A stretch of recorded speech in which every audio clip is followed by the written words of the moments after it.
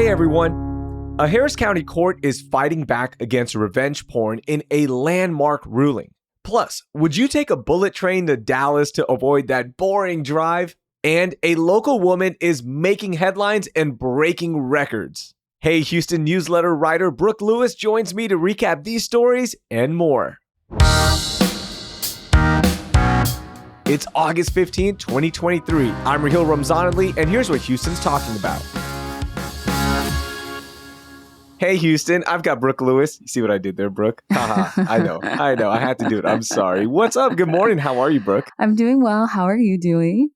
I'm doing great. There's a lot to talk about, and I'm so excited to finally have you on one of my favorite newsletters, of course. Subscribe to Hey Houston. You got a lot of great information in there. So the author, the editor, the brains behind it, Brooke, I'm so pumped to have you on. Before we get into some news, I want to ask you a Houston question, okay? And just follow along, all right? So Elon Musk and Mark Zuckerberg, they've been going back and forth about this MMA fight, which is now supposedly off because Elon doesn't want to do it. And I don't know, it's all this nonsense. But the big story was that if this fight were to happen, it's going to be in Rome. And it's going to be at a, quote, epic location. So everyone's assuming it's the Coliseum. Now, what does this have to do with the city of Houston? Well, Brooke, you are everything that the city of Houston is awesome about, right? Like you are it.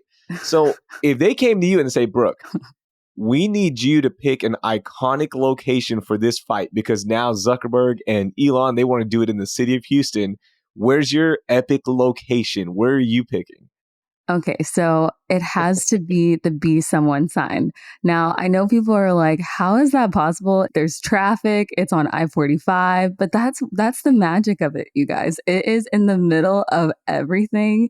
And can you imagine them just shutting down I-45 for this fight? Like people would have standstill traffic. They would probably get out of their cars, take some TikTok lives for it. It would be awesome, but it would also be really, really annoying. But I think it would be hilarious to watch that go down on I-45. That's so good. I'm kind of upset I didn't think of that one because of the traffic angle. My traffic angle was it has to be one of the bridges that connects Montrose over to the other side on 59. And you have to do it on that bridge, like during rush hour, so people can really get a sense of what Houston is like because there's a lot of traffic, right? Maybe it's next to that spur, like you can see the spur in the background. You can see everyone just trying to cut in and get back on 59. Maybe that's where it is.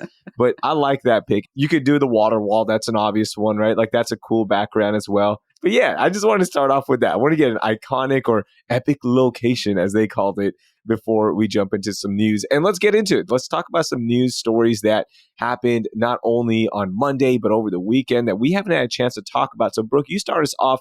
What was a big story that caught your attention?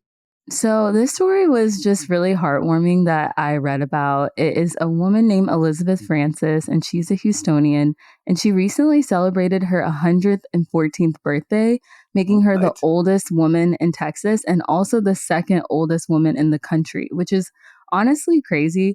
My great grandma lived until she was 98. And so I was probably in kindergarten when she passed away. And I always remember being in awe of seeing like a woman at that age. She always was very high functioning, just have really good conversations. And seeing this woman also being very, very lucid, and her daughter was sitting next to her. Her daughter is 94 years old. And so that's crazy. Think about if you live that long with your parents and to be able to sit side by side and you're in your 90s and your mom, she's in her hundreds. It's pretty crazy. Wow. Okay, that is wild. 114 years old. As you mentioned, the daughter is 94. Frances also has 2 more grandchildren, 5 great-grandchildren, and 4 great-great-grandchildren. Yes. That is unbelievable, Brooke. Now, I have a question for you. This is kind of morbid, okay? And I've talked to my wife about this. And I said, look, as we advance as humans, right? Like we live longer and longer. Like 114 is unbelievable. Mm-hmm. Is there a cutoff for you where you go, okay, if I hit X age, like I'm good. Like you guys can be like, all right, you know what? I lived a great life. I'm out of here. I'm good. Is there a number? Have you even thought of that? No, I mean, I've thought about it here and there just because I do have grandparents that live very long. Like I have 3 out of the 4 grandparents still alive, and they're all in their 90s, which is Wow. crazy. My great granddad is 97 right now. So long lasting age runs in our family. But I don't know. I think past 90 for me it would just be hard. I think if I'm still able to, I mean, my grandma still drives, she still cooks for herself, she still is able to do a lot of things. So if I'm like that and I'm just like able to go out and about and just be very lucid in conversations with my friends and family, then I say, yeah, I'm down to live into my 90s, into the hundreds. Who knows? But Yeah. I think it's a possibility based on how old my grandparents are. That is so cool that you have 3 of the 4 still alive. That is a blessing right there. And yeah, if you're like still functioning and you're good, you're talking, driving probably not. Like at that age, I'd be like, okay, I Yeah. don't want to drive. Like it's just too much. But if you're functioning and enjoying life still, then yeah, it's a good, like whenever that ends, right? That's pretty cool. Yeah. What about you? Would you want to live into your 90s or into the hundreds? So I, for the longest time, said like after 75, I'm kind of good. I'm like, all right, that's a lot. But now with the way things are going, 75 is the new 50. That's so true. That's Yeah, so so like true. I have to adjust my number. I'm not sure anymore because for the longest time I said 75 is good, whatever. Um, I would say I'm with you. Like if I'm still functioning, I'm good and I'm living life and I'm able to do everything on my own, then hey, let's keep it rolling until that ends. Yeah, my friend recently went to the Beyonce Renaissance tour and she was talking about how this might be the last one for Beyonce. And I'm like, Beyonce's in her 40s. What? I imagine her still on tour, like in her 70s. Who knows? This is like just the beginning. So that's what I totally get the whole 75 is the new Yeah. 50.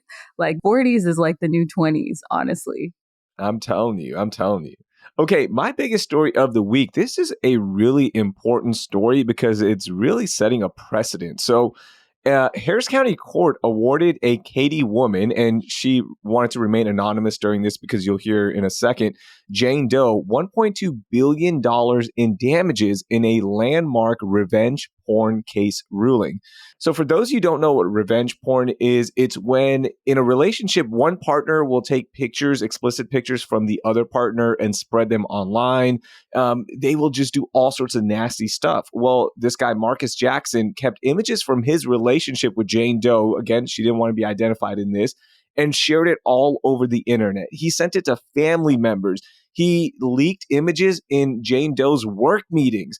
And at one point, he even hacked into Jane Doe's mother's security system to spy on Oh her. my Now, gosh. obviously, this was disgusting behavior. And the reason I'm bringing the story up is because hopefully it'll deter other people from acting out and using revenge porn in getting back at people in relationships because this ruling sets a precedent now. And this is such an important case in a time where nothing is private anymore. So I want to bring this up. It's just an incredible ruling that hopefully deters future acts of revenge porn.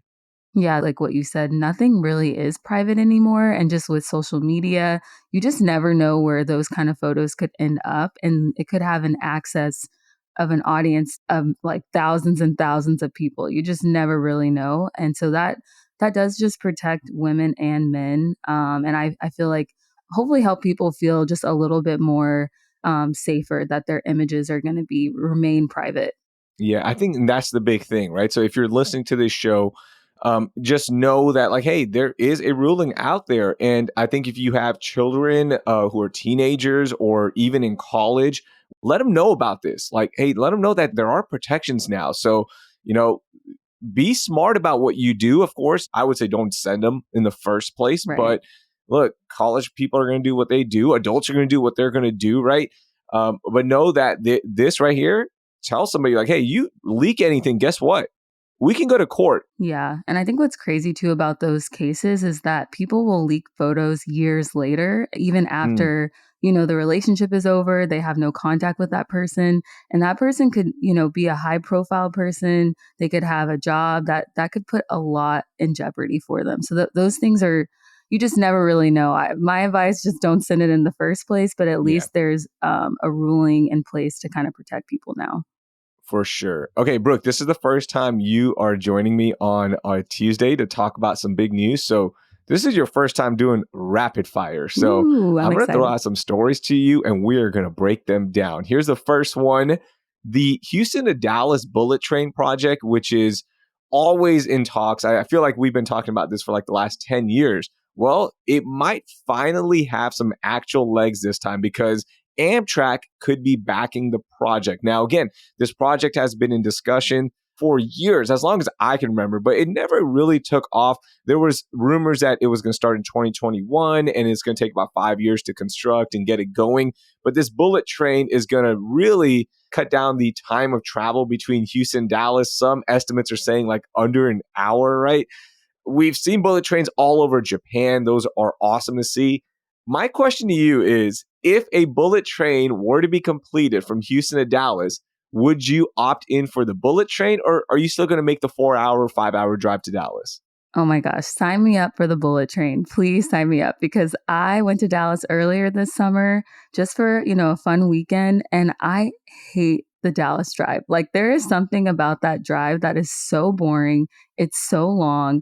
I can't take it. And I feel like a train ride, it automatically makes things more fun for me. I love taking trains when I lived in Syracuse to New York City. So I think that would just make like the actual travel to Dallas a lot more entertaining. But here's my problem. Okay, so the bullet train would take 90 minutes. It will travel about 205 miles per hour, roughly. When you get there, then you have to deal with the logistics of the Uber and paying for that. And look, the bullet train's not going to be free. That's so true. let's say it costs $150. Is it worth $150 to you? I just think about that time that I did that 1-day trip where I went and I got up at the crack of dawn and then I got home probably at midnight. And I was like, this was terrible. So I feel like it is so worth it. And I remember having one of my best friends from college. She was from Dallas and she hated the drive going to Dallas.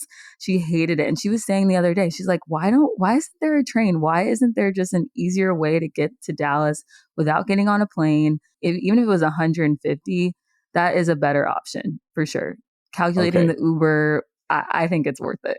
Worth it for you. Okay, my next story, Shipley Donuts, which by the way, it's Shipley, not Shipley's, okay, officially. Although there is a sign that says Shipley's, there's one, I think, that has the S. It is Shipley's for me. I maybe that's like shots fired, but that's what I grew up calling it. It's just Shipley's. It's Shipley's. Well, there's a really good story which we've linked in our show notes about how they are expanding. At one point, they had 300 locations across the state, but now they're expanding to other states. They're expanding to Maryland and Georgia as well. So I want to give them some love because they are a local institution. Although, did you know they were started in Dallas? I did not know. No. That. Yeah. Wow. They were started in Dallas, but they're Houston now. Totally. It's ours, okay? Yeah. What is your favorite order at Shipley Donuts? And is it your go-to place? Do you have a local place that maybe, supersedes it now? Shipley's it's just my go-to. It always will be. There's all kinds of donut places now, like, and you could spend a whole day just trying to go to all the donut places. But I grew up going to Shipley's in Third Ward. Every time my parents and I would leave church at Wheeler Avenue Baptist Church, we would go to Shipley's, get our glazed donuts. And it was like what I look forward to, honestly, at the time, more than going to church, just going to Shipley's after and getting my glazed donut. And that is just my spot. I think it's just like the nostalgia of it. It's the perfect amount of sweetness and just getting that when it's fresh out of the oven, like the warmth of it is so delicious. So Shipley's all the way. What's your go-to order? It has to be the donut holes. I think either the glazed donut holes or just getting like when my parents and I would go, and I still do this, just getting like a half a dozen glazed donuts and you can just kind of eat them throughout the day. So good. Yeah. It's so good. Mine is the blueberry cake donut with icing on it. Oh, man, it hits the spot. And donut holes. Donut holes have jumped up a lot recently for me. I don't know why. It just feels like you're eating less, but it's about the same. No, it's the same fat, same sugar as a donut, but it just feels better on your body, right? You're like, oh, this is just a little donut. It's all good. Yeah, I think that's why I love it, because you don't really feel like you're eating a whole donut, but in reality, you're probably eating the same or more, but it kind of makes you feel like, I'm only eating just a little light donut hole. It's fine. I do want to send some love to Westco Donuts, which is a big institution out here in the suburbs. And I see you nodding your head like, yeah, I know what Westco Donuts is. That place is, I think, quality-wise better than Shipley Donuts. I know that's blasphemy right here, but to me, I go to Westco over Shipley's. Wow. Okay. So I'm nodding my head because I hear about West Coast donuts a lot. I've never been. So I think I need to add it to my list. If you're Yeah, saying that it's better, almost better than Chipley's, because that is a high place to be if it's better than Chipley's. absolutely. You got to try it out. Everyone listening, you got to try it out. There's plenty of locations. It's mostly in the Sugarland, Richmond, Katy area, but there's a lot of locations. You can look it up. Okay, we have some space here. We have some time here to get something off of our chest. I need something from you that's been bugging you. I'm going to talk you through it. It's almost like we're doing friends therapy here. What do you got? Okay, guys. So I am a native Houstonian. I've lived in Houston most of my life, except for when I was in college and grad school. And I honestly hate when people complain about the heat in the summer because it's like if we lived in the East Coast, they have horrible winters and they just tough it out. But this summer, you guys, I just can't do it. I think it might be too because where I live on the top floor. And so all the heat has just been rising to the top of my apartment. And it doesn't get that cool in the night anymore because our lows aren't even that low anymore. So I have been sweating in the night, trying to figure out how to get cooler. I want to buy like blackout curtains, haven't bought them, but at the process of trying to get them because I just can't get cool at home. Anybody have tips on how to get cooler at home? Please let me know because I'm struggling. My friend actually did something really smart. So, you know those windshield sun blockers? He bought 30 of those and put them on his window. And like it just literally the heat radiates off of it, right? So he Yes. said that it helped his electric bill drop by almost 40%. Wow. Okay. I'm honestly I'm desperate at this point. I put like my blankets Yeah. over my window the other day because I have so many windows in my apartment, so that's another reason why. But it is just it's like an oven. It really is. It's so bad. It's so bad. I mean, and we are in a historic run here of 100-degree weather days. As you mentioned, 19 days and counting. I was watching Elise Smith yesterday on ABC 13, Yeah. and it was just like, oh, guess what? 100, no sight of rain, which is the other part is bugging me Yes. as well. It's like, there's no rain. So, right now, like in our driveway is starting to crack. It's starting to sink because everything is shifting. I'm just so scared about what's going to happen with the foundation because, again, it is so dry and, we water the yard and all that stuff, but there's only so much you can do. So it's about to get bad and there's going to be an economic fallout from this as well with homeowners. So Oh that's yeah. something to watch out for in the future. Here's a little update for you. Of course, the weather is already bad enough, but to add one more layer to this on your gripe here, because of this crazy heat, we're about to see a more active hurricane season. Ugh. So they've actually updated this. It was supposed to be a calm hurricane season, but now everything has bumped up. So whether it be named storms, tropical storms, major storms, everything has bumped up because of this heat that not only are we experiencing here in the city of Houston, but across the nation. So that just adds a little layer of fun for you, Brooke. And like I was telling my friend the other day, when you tell Texas that you want it to rain, then it's like a hurricane. And I'm like, okay, Texas, this is what I mean. I just want like a couple of nights of some light rainfall. Doesn't even have to be flooding, doesn't even have to be thunderstorm, Nope. just like a couple light rainfalls, not a hurricane. So if you're listening, Texas, weather gods, please do not send us a hurricane. Please do not. Please, not. We can't handle this right now. We're already drained from the heat. Please don't. Yes, But a yes. summer storm would be nice. Just, Oh, in the yeah. evening, like we're used to. I Oh don't my know. Just gosh. a nice 45-minute rainfall would be great. That's all I'm asking for. Just no storms. Please, no Just storms. just to get the temperature in the 80s. That's all we're Yeah, asking for. that'd be Can it great. at least just be 80s, please? That'd be great. The other thing about, why it's still so hot at night, of course, the lows aren't hitting the 80s, but I was just watching this documentary on heat islands and what that exactly means. And the problem is because it's so hot, we're like in a feels like 112, 120 at times. All that heat is just getting sucked up by all the asphalt, right? And it radiates back out at night. So everything is hotter because we're in heat islands, right? Like throughout the city of Houston, what's happening is all of the buildings, the roads, everything is absorbing this heat. And because it's not getting cooler, because there's no rain, all that heat just exits at night. So that's why it feels hotter even at night where we can't catch a break. Yeah. Ugh. Stick with me on this one, okay? Okay. We've all seen what's happening in Maui, and it's absolutely tragic. And, if you haven't been keeping up with the Maui fires, just Google it, check out the link in our show notes as well. My gripe is, are you ready for this one? I Hmm. hate that people are flexing that they've been to Hawaii when they're talking about what's happening there, right? Like posting vacation pictures, posting like, oh, we had a great time in Hawaii. I can't believe it's happening there. And this is one of my biggest pet peeves. I hate it when this happens.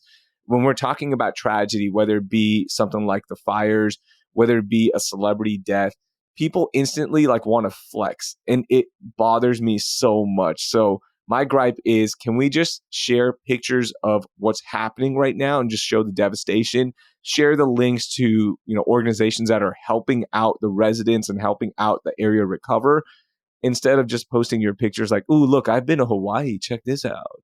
Yeah, that's awful because I honestly feel like that's disrespectful to the people that are there and like honestly living the tragedy in real time. I remember seeing this girl there with her family and she actually got separated from her parents and she was posting TikTok updates live trying to figure out where her parents were for hours. Luckily, they got reconnected, but there was a moment, yeah, where she was just like honestly sobbing on TikTok because she did not know where her family was. And so I think those are the kind of things that I'd rather see as hard as it is to see on social media than seeing somebody post, their vacation because it's like that doesn't Yeah. help things at all. Like, seriously, the pictures from 3 years ago when you were there doesn't help Yeah. anybody. Okay. No. Like, share your experiences, which is fine, but maybe do it later. Don't do it like when the fires are actually burning Ugh. or right now when there's so much recovery at stake. Maybe do it next week. So, yeah, that was my thing that I was like, oh my gosh, what are we doing? And there's also a fire. Did you see the mulch fire that happened in Northwest Houston that's been Uh-oh. burning? But luckily, firefighters have contained it. There was this huge fire at a mulch facility, and it started as a small grass fire and it just took off. And you see the pictures at night. It's crazy. It looks like a mountain of lava, but everything is okay. I think the biggest thing to watch out for now are the fumes that are going to be coming because there's a lot of smoke in the air for residents. The fire is contained as of right now, but of course that could change. It's so dry, it's so hot. Central Texas has been dealing with fires as well. So this is just another fallout from all this dry, hot weather, not only in our area, but again, across the nation. Yeah, that is wild, honestly. It's just showing honestly how bad the heat has been Hmm. and the effects that it can do and it's horrible. All right, Brooke, that was a lot of fun. Thank you for joining me. Thank you for helping me get caught up on some news as well. And I can't wait to have you back on. Yes, you made me want to get Chipley, so I feel like it's going to probably happen today. I love it. That was Brooke Lewis. If you don't know by now, she's the awesome writer for our newsletter, Hey Houston, which you need to subscribe to right now at houston.citycast.fm. Before we go, the name Johnny Hardwick might not stand out when I first say it, but you will recognize him as the voice of Dale Gribble. Yes, Dale Gribble, the funniest character from King of the Hill. Hardwick passed away at 64 years old, and I just wanted to take a moment to reflect on how important of a show King of the Hill is for the entire state and how much I loved it when I was growing up. It's a show that perfectly captures why we love our state and the wild characters within it, like Dale Gribble. Now, if you've never watched it, then please start binging it right now. Although I will tell you, it is 259 episodes, so it's going to take a long, long time, but I promise you'll love it. It's a great show, and again, it perfectly captures why we love our state. That will do it for today. Thank you for listening, and I hope you learned something new.